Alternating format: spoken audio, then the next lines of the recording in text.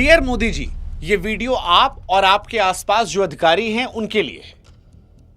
क्या आप ये जानते हैं कि बीते 7 सालों में देश के कम से कम 15 राज्यों में 70 से ज्यादा बड़ी परीक्षाओं के पेपर लीक हुए हैं? उदाहरण के तौर पर उत्तर प्रदेश की पुलिस भर्ती आरओ आईआरओ से लेकर राजस्थान की रीट, हरियाणा की सीटी, मध्य प्रदेश का पटवारी घोटाला, महाराष्ट्र के स्वास्थ्य विभाग व टीटी घोटाले तक कोई ऐसा इलाका नहीं बचा है जहां पर माफिया ने आपके सिस्टम को नुकसान न पहुंचाया हो। नतीजा यह कि 1.7 करोड़ से ज्यादा छात्रों के साल, उम्र, उम्मीदें बर्बाद हो गई। मोदी जी, साल 2025 में आप हरिद्वार देख लीजिए, वहां पर यूके एसएससी का पेपर लीक हो जाता है। करीब 1 लाख युवाओं का भविष्य खतरे में पड़ गया। कर्नाटक में पेपर व्हाट्सएप पर बिक रहा था। हरियाणा के सोनीपत में सीआईएसआर यूजीसी नेट की परीक्षा से एक दिन पहले पेपर बाहर आ गया, व्हाट्सएप पर धड़ल्ले से बिका। 2026 की शुरुआत में भी बीपीएससी टीआरई 3.0 और ओडिशा पुलिस भर्ती में माफिया गिरोहों की जांच और गिरफ्तारी से हुई। कश्मीर से लेकर कन्याकुमारी तक बीते कुछ सालों में बच्चे सड़कों पर उतरे। तेलंगाना में युवाओं का गुस्सा साफ साफ दिखा है। बंगाल के शिक्षक घोटाले ने मेहनत और काबिलियत का मजाक उड़ाया है। मध्य प्रदेश के युवा एमपीपीएससी की बदलती तारीखों के बीच जवानी गला रहे हैं। हालत यह हो गई है कि जो छात्र कल तक कानून और न्याय की पढ़ाई कर रहे थे, वो भी मोदी जी आज खुद एक ऐसे सिस्टम का शिकार हैं जहां इंसाफ मिलना मुश्किल है। बच्चों के लिए रो रहा हूं, तुम्हारे बच्चों के लिए रो रहा हूं, तुम्हारे बच्चों के लिए रो रहा हूं। देश में 5 बजे के बाद सुनवाई हो सकती है, तुम धरना क्यों नहीं दे सकते?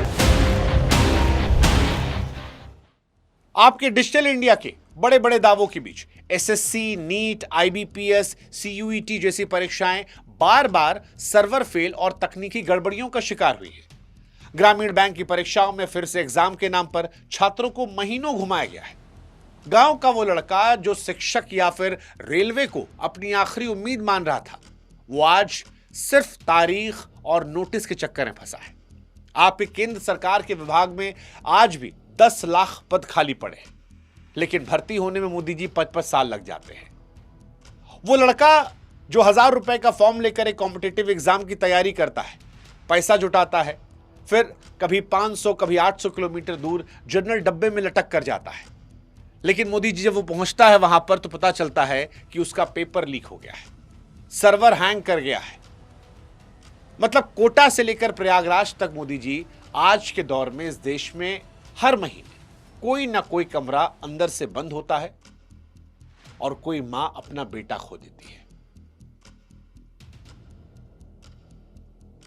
लेकिन इन सब के बीच में मोदी जी, आपकी सरकार की प्राथमिकता पेपर लीक को रोकने, खाली पद को भरने, माफिया पर सख्त कार्रवाई करने, इन सब की जगह यूजीसी के जरिए कॉलेजेस में जाति को औजार बनाना जरूरी समझती है।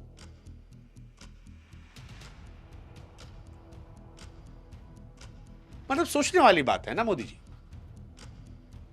जब सरकार से ईमानदार परीक्षाएं और समय पर नौकरियां मांगी जा रही थी, बीते 1.5-2 सालों में कई बार हमने देश के युवाओं को सड़क पर उतरते देखा, कई बार उनकी पीठ को पायदान बनते हुए देखा। उस वक्त युवाओं को पहचान और राजनीति की बहस में उलझा दिया गया। मतलब सवाल यह है कि क्या यह सब गलती से हुआ है या जानबूझकर किया गया है? क्या यह केवल संयोग है कि जैसे ही बेरोजगारी, पेपर लीक, खाली पदों पर सवाल उठते हैं, वैसे ही कॉलेज में जाति की बातें तेज हो जाती हैं? क्या युवाओं को नौकरी की मांग से हटाकर पहचान की लड़ाइयों में बांटने की कोशिश थी, जिम्मेदारी से बचने की? क्या यह सरकार का डर था कि अगर हर वर्ग युवा एक साथ मिलकर रोजगार, भरोसे, सही से पेपर करवाने की बात करेगा तो समस्या हो सकती है? और इसी डर से कॉलेज को ऐसा मैदान बनाया गया जहां छात्र सिस्टम से नहीं बल्कि एक दूसरे से लड़ रहे हैं, बट गए हैं। देखिए, हो सकता है मोदी जी ये संयोग हो, लेकिन सवाल तो उठेगा ना कि अगर ये संयोग भी है तो हर बार नुकसान छात्रों का ही क्यों होता है? मतलब किसी ने बड़ा अच्छा लिखा था कि वतन की फिक्र में सोए नहीं हम बरसों से, मगर यहां तो मुकद्दर ही लीक हो जाता है। हालांकि जब मैं युवाओं की बात कर रहा हूं और ये सवाल उठा रहा हूं तो आपकी सरकार के कुछ समर्थक तुरंत हमको ज्ञान देने आ जाएंगे कि भाई साहब आपने कई सारे एग्जाम्स की बात की है जो राज्यों के विषय है, उसमें मोदी जी क्या कर ले। अच्छा, पेपर लीक हो राज्य में हुए तो उसमें मोदी जी क्या कर ले। अरे डबल इंजन का वादा मोदी जी आप ही किए थे ना, केंद्र और राज्य में एक ही सरकार होगी तो विकास तेज होगा। अब जब उत्तर प्रदेश, मध्य प्रदेश, राजस्थान, हरियाणा में आपकी सरकार है और वहां पेपर लीक हुआ है, पेपर कैंसिल हुआ है या छात्र की पीठ को पायदान बनाया गया है, दिल्ली में आए दिन प्रोटेस्ट हो रहे हैं छात्रों के, तो मोदी जी डबल इंजन सिर्फ वोट मांगने का नारा थोड़ी हो सकता है। और वैसे भी आप ही कहे थे ना, एक देश एक परीक्षा। जब आप नीट की परीक्षा को राज्यों के विरोध के बावजूद लागू कर दिए, यूजीसी के जरिए कॉलेजेस के नियम को रातों रात बदल रहे हैं, तो फिर मोदी जी पूरे देश के लिए भर्ती कैलेंडर और सख्त कानून भी तो बन सकता है ना। पेपर लीक करने वाले गिरोह किसी एक राज्य के तो है नहीं, उनका जाल पूरे देश में है। और जब दुश्मन देश का है तो उससे लड़ने के लिए केंद्र सरकार अपनी जिम्मेदारियों से बच तो सकती नहीं है। वो जो 1.7 करोड़ युवाओं का हमने जिक्र किया जिनकी उम्र बढ़ रही है, इंतजार करते करते आंखें थक रही हैं, भरोसा टूट रहा है, उनको केवल राज्यों के भरोसे छोड़ना सही बात तो नहीं है ना मोदी जी। परीक्षा करवाने वाले सर्वर एजेंसियां तो वही है ना जो केंद्र सरकार के अंडर काम करती है। अब अगर डिजिटल इंडिया आपका सपना है तो उसके फेल होने की जिम्मेदारी भी तो आपकी होगी ना मोदी जी। लड़े तो जीते नाम सरदार का, हारे तो भी सवाल सरदार का। राज्य का विषय वो कहकर आपको जिम्मेदारी से बचा सकते हैं जिनकी नीयत कमजोर होगी। और सच यही है कि जहां नीयत होती है वहां केंद्र सरकार दखल दे देती है। सवाल नीयत का नहीं नतीजे का, और नतीजा यही है कि मेहनत पर भरोसा करने वाला छात्र आज ठगा हुआ तो महसूस कर रहा है मोदी जी। इसलिए आज हम आपसे बात करना चाहते हैं। हम चाहते हैं कि आप हमको भी सुनें, क्योंकि आपके नीति बनाने वाले बंद कमरों में बैठकर जब यूजीसी के नए नियमों का ढांचा तैयार करते हैं तो क्या उनके कानों में उन छात्रों की चीख पहुंचती है जो परीक्षा रद्द होने की खबर सुनकर स्टेशन के फर्श पर माथा पटक कर रोते हैं? वो छात्र जिसकी जेब में अगले दिन की चाय का पैसा नहीं है और जिसे अब यह समझाया जा रहा है कि यूनिवर्सिटी में जातिगत पहचान, विचारधारा कितनी जरूरी है। जिन छात्रों के हमने परेशान होने का जिक्र किया है उनकी संख्या करोड़ों में है, और उन करोड़ों केसेस को हटाकर वो जो 250-300 शिकायतें आई थीं उसको आपने प्रायोरिटी दी है।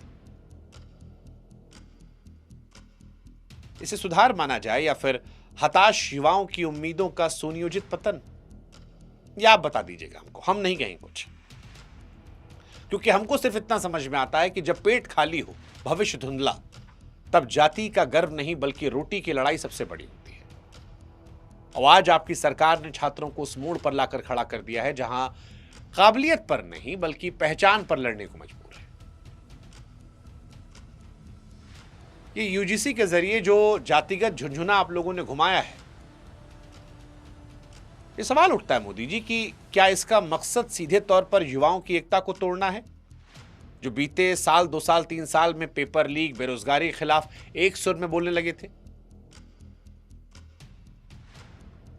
मतलब इस देश ने देखा है तो डाउट होता है मोदी जी। अंग्रेज भी ऐसे ही आए थे, आपस में लड़ा दिया था, लड़ते रहे, 200 साल मजहब निकल गए उनके। तो ये सवाल डाउट होता है मोदी जी कि अगर सारे युवा एक साथ मिलकर रोजगार मांगते तो प्रेशर तो आ ही रहा था। क्या इसीलिए जात की दीवार खड़ी कर दी गई कि हक मांगने के बजाय एक दूसरे की जात गिनाने में उलझ जाएं और फिर साथ कभी नजर ना आए? देखिए, यूजीसी का इस्तेमाल आज उन संस्थानों को राजनीति का अखाड़ा बनाने के लिए किया गया जो कभी अपनी मर्जी आजादी से चलते थे। रिसर्च के विषयों से लेकर प्रोफेसरों की भर्ती तक हर चीज आज विचारधारा के ठप्पे पर है। शिक्षा के मंदिर को विचारधारा की फैक्ट्री बना दिया गया है। जिन युवाओं को दुनिया के बाजार में काबिलियत दिखानी थी, अब कैंपस की गलियों में पहचान बचाने की लड़ाई में झोंक दिया गया है। क्या आपके सलाहकारों ने बताया नहीं मोदी जी कि जब यूनिवर्सिटी में सवाल पूछना बंद हो जाता है तो देश का नुकसान हो जाता है। मोदी जी, आप स्किल इंडिया की बात करते हैं, लेकिन हकीकत में आपके सिस्टम ने छात्रों के उत्साह को खत्म कर दिया। अपराधियों के घर गिराने वाले आपके बुलडोजर उन पेपर लीक माफियाओं के घरों का रास्ता क्यों भूल जाते हैं जो करोड़ों जिंदगियों को तबाह कर रहे हैं? क्या उनके महल आपकी राजनीति की नींव में लगे हैं? पेपर लीक और भ्रष्ट अधिकारियों पर कार्रवाई के नाम पर केवल दिखावा होता है। और इसीलिए जब ये जातिगत न्याय का झुंझुना आता है तो मन में संदेह आता है, क्या ये नाकामियों को ढकने का एक रेशमी पर्दा है? आज के दौर में हम कहते हैं कि हम डिजिटली सबसे पावरफुल हो गए हैं। उसी व्हाट्सएप पर हमारे प्रश्न पत्र जो हैं बिक रहे हैं, सर्वर हैक हो रहे हैं, दूसरे कंप्यूटर से पेपर सॉल्व हो रहे हैं। क्या यह शर्म की बात नहीं है कि आईटी सुपर पावर होने का दावा करने वाला देश एक छोटी सी परीक्षा बिना धांधली के नहीं करा पाता? और इसके समाधान के तौर पर आप संस्थानों के भीतर विचारों का फिल्टर लगवा रहे हैं। मतलब मोदी जी, तो वही बात हुई ना कि मरीज को दिल का दौरा पड़ा है और आप उसके नाखूनों पर पॉलिश करवा रहे हैं। देखिए, आप बड़े आदमी, देश ने आपको कई बार चुना है, इस देश में आपके चाहने वाले बहुत हैं, लेकिन आपको भी समझना पड़ेगा कि अगर यही तरीका अपनाया गया तो छात्र इतिहास में आपको उन आंकड़ों के लिए नहीं याद रखेंगे जो आपके प्रवक्ता टीवी पर चिल्ला रहे हैं। इतिहास उन 1.7 करोड़ युवाओं को उनके चुराए गए समय के लिए याद रखेंगे, जिनका सबसे अच्छा दौर आपके इग्नोरेंस में चला गया।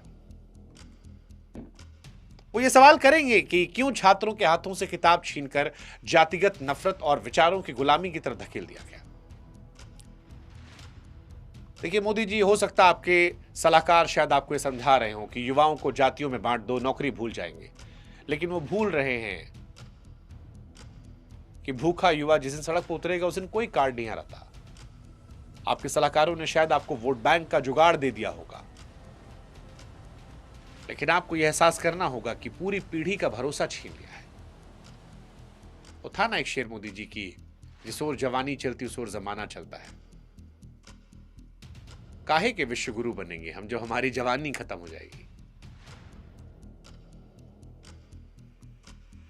अटल जी कहे थे ना मोदी जी की सरकारें आएंगी जाएंगी, देश रहना चाहिए।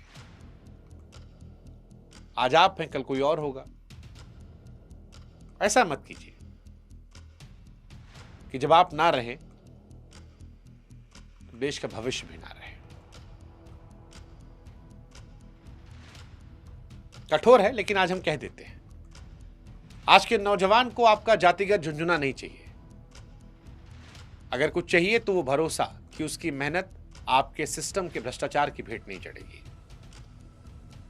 और ये शिक्षा का संकट नहीं है, प्राथमिकताओं का संकट है मोदी जी। अगर युवाओं को आप वोट बैंक की नजर से देखेंगे तो उनके असली दर्द को आप राजनीति से ढकेंगे, और तब तक सुधार की बात करना भी बेमानी है। समझना यह पड़ेगा कि झुंझुने से पेट नहीं भरता साहब, पेट भरता है रोजगार से, सम्मान से। भीख थोड़ी ना मांग रहे छात्र, यही तो कह रहे हैं ना कि मेहनत कर रहे हैं, साल भर पढ़ाई लिखाई करते हैं, पेपर देने जाते हैं। ईमानदारी से पेपर हो जाए, ईमानदारी से सिलेक्शन हो जाए, ईमानदारी से वांट निकल जाए, कितना इंतजार करेंगे? सोचिएगा। हमारे गोंडा में एक शायर थे, बड़ा अच्छा कह गए थे कि तुम्हारी फाइलों में गांव का मौसम गुलाबी है, मगर ये बातें झूठी और दावा किताबी है। और जब ये सवाल जवाब चल रहा है ना मोदी जी, तो आपके चाहने वाले सिर्फ आंकड़ों के जरिए चुप करा सकते हैं, लेकिन आप भी जानते हैं। और इस बार तो आपको और महसूस करना चाहिए। वो एक आशिकी में भी शेर था कि हमें मालूम है जमाने की हकीकत, मगर जब अपने कहते हैं तो बुरा लगता है। इस बार तो आपके कई अपने भी हैं जो खुलकर कह रहे हैं गैरों के लिए ना सही, अपनों के लिए, और जो आपके अपने सोशल मीडिया पर हंगामा मचाए हैं, सही मुद्दों पर जोर लगा दीजिए। इतिहास में आप अजर अमर हो जाएंगे। छोटी छोटी बातें भी देश याद रखता है। मौका है, समय है, सत्ता है, ताकत है, ईश्वर ने आपको दिया है। जोर कहां लगाते हैं ये आपका विषय है। हमारी तरफ से 140 करोड़ भारतीयों के दिल की जो बात थी वो हमने आपके लिए रख दी। बाकी इस देश का भविष्य और आपका भविष्य में इतिहास आपके अगले कदम पर तय होगा। जय हिंद, जय भारत, नमस्कार।